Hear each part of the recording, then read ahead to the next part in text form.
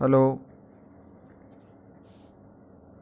Hello प्यारे बच्चों, मैं doctor Bharatlal Meena, LBS government college Kotputli, सह आचार्य राजनीति विज्ञान। बच्चों, मैं आज आपके समक्ष बीए पार्ट द्वितीय के द्वितीय प्रश्न पत्र भारतीय राज्य व्यवस्था के अंतर्गत भारतीय संघीय व्यवस्था की प्रकृति के अंतर्गत भारतीय संघीय व्यवस्था की प्रकृति के अंतर्गत भारतीय संविधान के एकात्मक लक्षण, भारतीय संविधान के अंतरंग में उपस्थित एकात्मक तत्वों की चर्चा कर रहा हूँ। पहला है इकहरी नागरिकता, दूसरा शक्तियों का बंटवारा केंद्र के पक्ष में, तीसरा संघ और राज्यों के लिए एक ही संविधान, केंद्रीय सरकार राज्यों की सीमाओं में परिवर्तन में समर्थ, एकीकृत न्याय व्यवस्था, संकट काल में एकात्मक शासन, और सातवां है महत्वपूर्ण विषयों के संबंध में एकीकृत व्यवस्था। अधिकांश संघ राज्यों में दोहरा कानून, दोहरी न्याय व्यवस्था, दोहरी उच्च नागरिक सेवाएं, दोहरा लेखा परीक्षण इत्यादि व्यवस्थाएं होती है, किंतु भारतीय संविधान द्वारा उन समस्त विषयों के संबंध में जो राष्ट्र की एकता बनाए रखने के लिए आवश्यक हैं, एक रूपता स्थापित करने का प्रयत्न किया गया है। अखिल भारतीय प्रशासन तथा पुलिस सेवाओं की व्यवस्था की गई है। इन सेवाओं के सदस्य राज्यों में मुख्य प्रशासनिक पदों पर नियुक्त किए जाते हैं। राज्यसभा के 2/3 बहुमत से पारित संकल्प के द्वारा अन्य अखिल भारतीय सेवाएं भी स्थापित की जा सकती हैं। भारत के नियंत्रक महालेखा परीक्षक के अधीन भारत की लेखा परीक्षा तथा लेखा सेवा का आयोजन है, जो एक केंद्रीय सेवा है, किंतु यह संघ के साथ साथ राज्यों के व्यय तथा लेखा परीक्षा कार्य को भी संपन्न करती है। निर्वाचन आयोग की नियुक्ति राष्ट्रपति द्वारा की जाती है और आयोग संसद के साथ साथ राज्य विधानमंडलों के निर्वाचनों को भी संपन्न करता है। दीवानी तथा दंड संबंधी कानून संहिताबद्ध है और पूरे देश पर लागू होते हैं। उसकी एकरूपता कायम रखने के लिए उन्हें समवर्ती सूची में रखा गया है। आठवां है राज्यों में के राज्यपालों की नियुक्ति राष्ट्रपति द्वारा। भारतीय संघ के इकाई राज्यों में राज्यपालों की नियुक्ति राष्ट्रपति द्वारा की जाती है।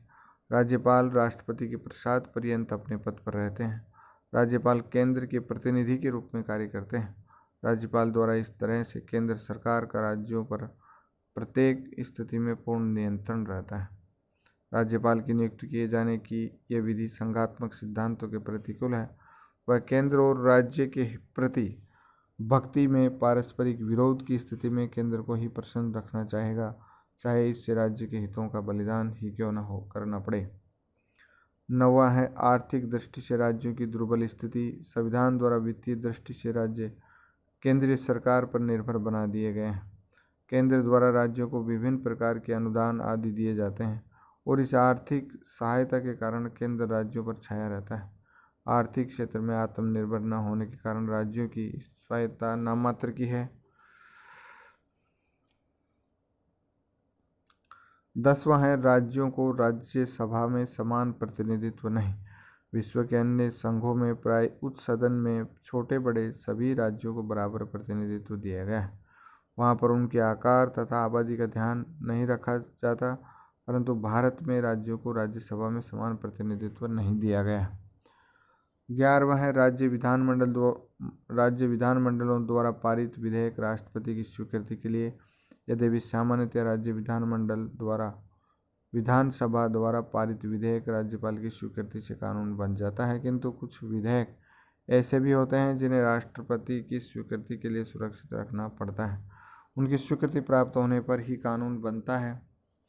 12वां अपेक्षाकृत सुपरिवर्तनशील संविधान। एकात्मक शासन प्रणाली में संविधान में संशोधन सरलता से किया जा सकता है। संविधान और साधारण कानून में अंतर नहीं किया जाता।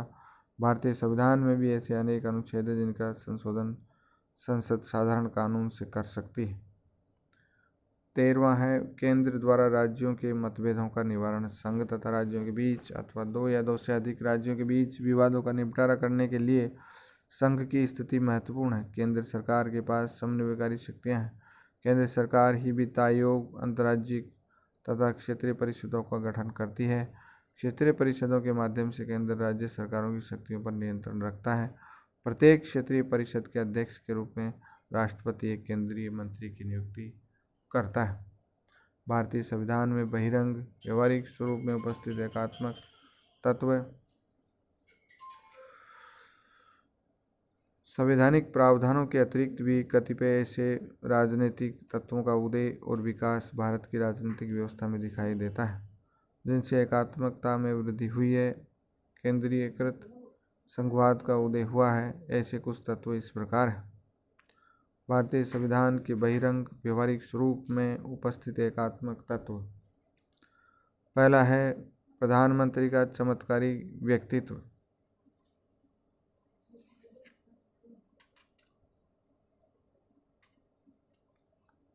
प्रधानमंत्री का चमत्कारी व्यक्तित्व योजना आयोग, राष्ट्रीय विकास परिषद और मुख्यमंत्रियों पर भ्रष्ट आचरण के आरोप और जांच में केंद्रीय एजेंसियों की भूमिका।